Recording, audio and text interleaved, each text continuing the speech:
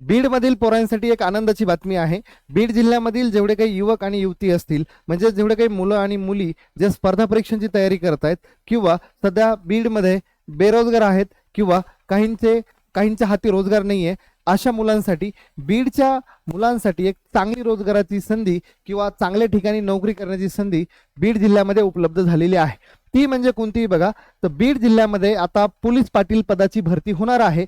खूप दिवसापासून बीडमध्ये हा प्रस्ताव रखडलेला होता किंवा महाराष्ट्रामधल्या बऱ्याच गावामध्ये हा प्रस्ताव रखडलेला होता। जागा रिक्त असूनही लोकांना या जागेच्या संधी उपलब्ध नव्हत्या।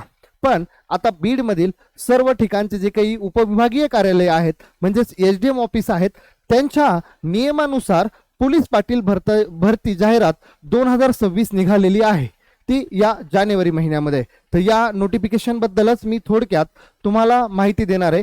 बीड जिल्ह्यामधील सर्व उपविभागीय कार्यालय एसडीएम ऑफिस यांनी पोलीस पाटील पदाची जाहिरात काढलेली बंपर भरती आहे। ठीक आहे, खूप दिवसापासून रखडलेली भरती आहे, सगळ्यांपर्यंत तुम्ही व्हिडिओ पाठवायचा आहे। तर बघा, याच्यामध्ये तुम्हाला पोलीस पाटील पदासाठी मी तुमच्या समोर एक नोटिफिकेशन ओपन करतोय। ठीक आहे, एकच मिनिट। बीड मधले सर्व उपविभागीय कार्यालय मी इथं घेतलेले आहेत। एकूण ज्या काही जागा आहेत, त्या एकूण जागा ज्या आहेत त्या 1178 जागा आहेत एकूण अख्ख्या बीड मधल्या, बरं का, अख्ख्या बीड जिल्ह्यामधल्या जागा आहेत 1178 जागा। बीड मधले उपविभागीय कार्यालय कोणते कोणते आहेत, ज्याला तुम्ही इंग्लिश मध्ये एसडीएम कार्यालय म्हणता। एसडीएम कार्यालय बघा, बीड, परळी, अंबाजोगाई, माजलगाव, पाटोदा या ठिकाणी उपविभागीय कार्यालय आहेत आणि त्या उपविभागीय कार्यालयाच्या मार्फत पोलीस पाटील पदाची जाहिरात निघालेली आहे। तर लेकरांनो, बीड मध्ये 434 जागा रिक्त आहेत, त्यात महिला आणि पुरुष दोन्हीचा समावेश आहे, म्हणजे प्रॉपर बीड जिल्ह्यामध्ये बीड सिटीसाठी। ठीक आहे, परळी तालुक्यासाठी किंवा परळी उपविभागीय कार्यालय अंतर्गत 99 जागा भरल्या जातील। अंबेजोगाई उपविभागीय कार्यालय मार्फत 202, माजलगाव उपविभागीय कार्यालय मार्फत 197 आणि पाटोदा एसडीएम ऑफिस कडून 246 जागा भरल्या जाणार आहेत।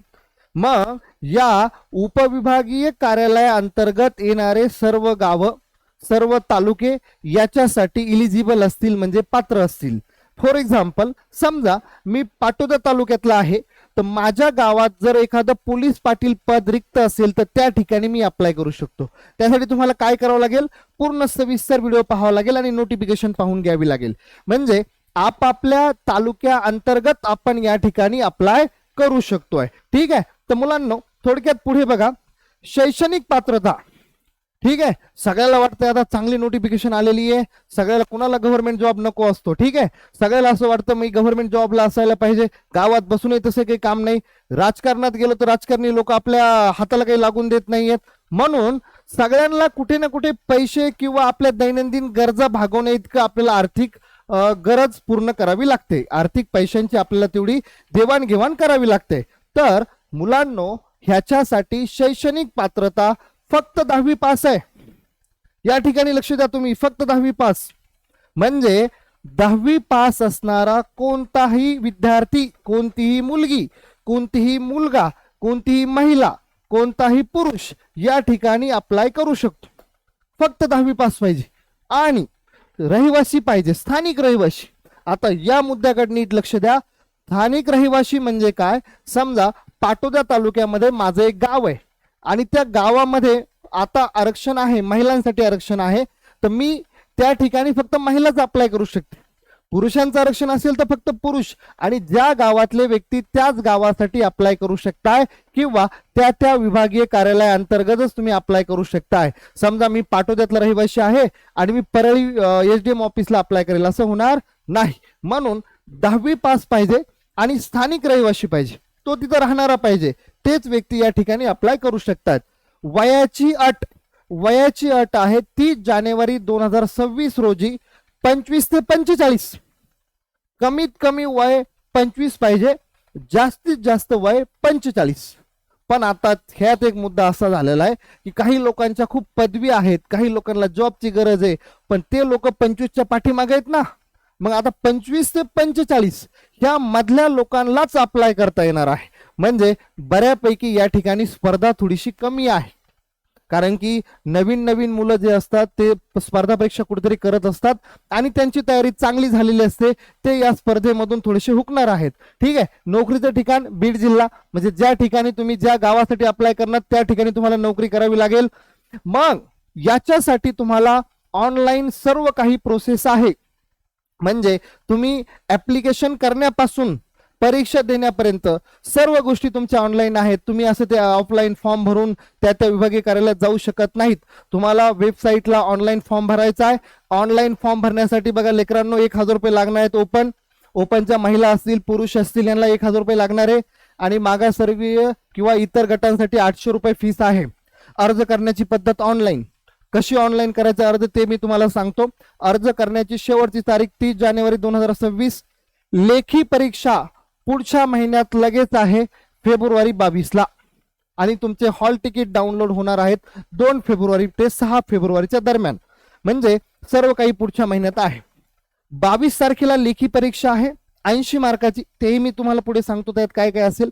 80 मार्काची परीक्षा 22 तारखेला झाली की सायंकाळी लगेच त्याची तुम्हाला उत्तरपत्रिका प्राप्त होणार. एखाद्या उत्तरावर तुमचं ऑब्जेक्शन असेल तर ते तुम्ही देऊ शकता 23 तारखेला. 22 आणि 23 तारखेला समजा आणि 24 तारखेला जर फायनल निकाल लागणार आहे. ठीक आहे. कागदपत्र तपासणी झाल्यानंतर त्याची मुलाखत पण आहे आणि ती मुलाखत असणार आहे 22 ते 28 फेब्रुवारी दरम्यान. आणि अंतिम जो निकाल आहे, अंतिम निकाल लेखी परीक्षेचा फायनल निकाल 24 फेब्रुवारीला. पण लेखी परीक्षा प्लस मुलाखत याचा निकाल असणार आहे 2 मार्चला. म्हणजे रे लेकरांनो काय झालं आता माहिती आहे का, याच्यामध्ये लेखी परीक्षा पण आहे तुम्हाला 80 मार्काची आणि त्याचबरोबर तुम्हाला तोंडी परीक्षा सुद्धा आहे. मग आता काही लोक म्हणतील तोंडी परीक्षा, तर तोंडी परीक्षा असणं गरजेचं आहे पोलीस पाटलाला, कारण तो गावातला जबाबदार व्यक्ती आहे. एखाद्या वाडी वस्तीतला तो जबाबदार व्यक्ती आहे. तर पोलीस पाटलाचं वागणूक, त्याचं सगळं बोलण्याची पद्धत, त्याची शरीर रचना ही चांगल्या पद्धतीने असायला पाहिजे. तो बोलतोय कसा, तो वागतोय कसा, एखादं प्रकरण झालं तर त्याच्यामध्ये ती क्षमता आहे का ते प्रकरण हँडलिंग करण्याची, किंवा विचारसरणी त्याची चांगली आहे का, एखाद्या समाजाबद्दलच तो कटेकोर निर्णय घेऊ शकतो. त्याला सर्वांगीण सर्व समाज चांगल्या पद्धतीने वागून घ्यायचा आहे, गाव गुन्ह्या गोविंदात नांदवायचं आहे. म्हणून पोलीस पाटलाला या ठिकाणी त्याची देहबोली चांगली असणं गरजेचं आहे. म्हणून शासनाने काय केलेलं आहे, त्याला मुलाखत पण ठेवलेली आहे आणि लेखी परीक्षा आणि मुलाखत यांचा एकत्रित निकाल तुमचा लागणार आहे 2 मार्चला. इथपर्यंत सगळ्या गोष्टी तुमच्या लक्षात आल्या. थोडक्यात पुढं मी आता थोड्या महत्वाच्या विषयावरती जातो. अप्लाय कुठे करायचं बघा, साधा आणि सिंपल. माझी नोकरी म्हणून एक वेबसाईट आहे. कुठेही तुम्ही गुगलला माझी नोकरी म्हणून सर्च करा, त्या ठिकाणी पोलीस पाटील भरती बीड सर्च केलं की तुम्हाला अशा पद्धतीचं पेज दिसेल. इथे तुम्ही बघा जाहिरातीबद्दल मी थोडक्यात सांगतो तुम्हाला. आता जाहिरात मध्ये ओपन केलात की तुम्हाला असे सगळे हे आपले 5 बीड मधले उपविभागीय कार्यालय भेटले. उपविभागीय कार्यालय भेटले ह्याच्यात समजा तुम्ही पाटोद्यामध्ये गेलेत, ते पाटोद्यातल्या कोणत्या कोणत्या गावामध्ये आरक्षण सोडत निघालेली आहे ते तुम्हाला लगेच कळून येईल. ठीक आहे. बघा PDF तुमच्या समोर ओपन झालेली आहे. अशा पद्धतीने याच्यामध्ये पाटोद्यात बघा, पाटोद्यामध्ये हेच सांगितलं मी आता, जे तुम्हाला सांगितलं, जे मी तुम्हाला हायलाइट मध्ये सांगितलं तेच नोटिफिकेशन मध्ये दिलेलं आहे. त्याचबरोबर बघा ही संपूर्ण नोटिफिकेशन आहे, तुम्हाला वेबसाईट ऑनलाईनला भेटून जाईल. त्याच्यानंतर बघा हा इथे बघा अर्ज करण्यासाठी तुम्हाला 1,000 रुपये फीस आहे. ओपन कॅटेगरीसाठी लेखी परीक्षा त्यांनी इथे दिलेली आहे. 80 मार्काला लेखी परीक्षा आहे, 20 मार्काला तोंडी परीक्षा आहे. एकत्र 100 मार्क, 100 मार्काचा निकाल लागणार 2 मार्चला. क्लिअर. नेक्स्ट पुढे बघा लेकरांनो, याच्यामध्ये महत्वाचे मुद्दे घेतो मी थोडे पुढे. काय दिलंय बघा. चला तुम्हाला आता एक पाटोद्यातलं एक उदाहरण दाखवलंय मी. पाटोद्यापैकी कोणत्या कोणत्या गावाला इथे बघा खालच्या PDFच्या तुम्ही खाली ओपन केले की तर प्रत्येक गावानुसार प्रत्येक तालुक्यानुसार महिलांसाठी पद राखीव आहे, पुरुषांसाठी राखीव आहे, कोणत्या गावासाठी पद आहे हे तुम्हाला दिलेलं आहे. जर एखाद्याच्या गावामध्ये पदच नाही, जागाच निघलेली नाही, तो अप्लाय करू शकत नाही. ज्या गावामध्ये ज्या पुरुष किंवा स्त्रीसाठी जागा निघलेल्या आहेत त्याच गावातले विद्यार्थी या ठिकाणी अप्लाय करू शकताय. ठीक आहे. पगार 10-15 हजाराच्या आसपास आहे. छोटे मोठे अलाउन्सेस गाव पातळीवर भेटतच राहतात. अशा पद्धतीने गावातली गावात कुटुंब घर खर्च भागवणारा जॉब आहे. शिकलेल्या आणि चांगल्या पद्धतीचे लोक या ठिकाणी अप्लाय करू शकतात. चांगल्या पद्धतीचे म्हणजे हुशार लोक. थोडीफार स्पर्धा आहे बरं. पोलीस भरती लेवल पेक्षा कमी आहे. पोलीस भरतीचे पेपर खूप चांगल्या पद्धतीचे असतात. त्याच्यापेक्षा पोलीस पाटील हे पदाला खूप साधं आणि सिंपल विचारलं जाईल. बऱ्याच लोकांचा प्रश्न असेल 80 मार्कासाठी काय विचारलं जाईल, तर 80 मार्कासाठी गणित बुद्धिमत्ता या अशा पद्धतीने साधे साधे सिंपल प्रश्न याच्यामध्ये असतील. गणिताचे असतील, बुद्धिमत्तेचे असतील. 1-2 क्वेश्चन त्यांनी जर टाकले तर ते इंग्लिशचे पण टाकू शकतात. इंग्लिश कमी असेल, सामान्य विज्ञान त्या ठिकाणी जास्त असेल. पण ते पण कुठे असेल, 10वीच्या पाठीमागचा संपूर्ण सिलेबस. 10वीच्या पाठीमागचा संपूर्ण सिलेबस असेल, जो सर्वसामान्य कोणताही व्यक्ती सॉल्व्ह करू शकतो. ठीक आहे. आणि परीक्षेमध्ये हॉल तिकीट डाउनलोड झालं की तुम्हाला ते कोणत्या ठिकाणी तुमची परीक्षा आहे ते तुमच्या लक्षात येऊन जाईल. हे बघा, याच्यामध्ये तुम्ही आपापले गावं पाहू शकताय. अशा पद्धतीने संपूर्ण जागा याच्यामध्ये आहेत. हे बघा, पाटोद्यामध्ये समजा इथं राऊतवाडी म्हणून माझं गाव आहे, तर राऊतवाडीला महिलांसाठी जागा राखीव आहे, तर मी अप्लाय करू शकत नाही. तिथं समजा मग एखाद्या मुलीला अप्लाय करायला लावावं लागेल. मग अशा पद्धतीचं ज्या ठिकाणी जे आरक्षण निघलंय ते व्यक्ती त्या ठिकाणी अप्लाय करू शकतात. अशा पद्धतीने प्रत्येक विद्यार्थ्यांनी काय करायचंय, किंवा ज्याला अप्लाय करायचंय त्यांनी आपापल्या विभागीय कार्यालय निवडायचं. आपापल्या विभागीय कार्यालय निवडल्याच्या नंतर याच्यामध्ये तुम्ही आपल्या गावाला जागा आहे का ते पहा आणि त्याच्यानंतर ऑनलाईन फॉर्म भरा. कोणत्याही जवळच्या सायबर कॅफेमध्ये गेलात की तुम्हाला ऑनलाईन फॉर्म भरून दिले जातील, किंवा तुम्ही डायरेक्ट इथं या ठिकाणी पोर्टल ओपन केलं तरी तुम्हाला फॉर्म भरता येतील. फॉर्म एकदम सिंपल आणि साधा आहे. त्याच्यानंतर बघा, या ठिकाणी बघा ही सगळी प्रोसेस दिलेली तुम्हाला, फॉर्म कसा भरायचा, काय भरायचा, हे तुम्ही पाहून घेऊ शकताय.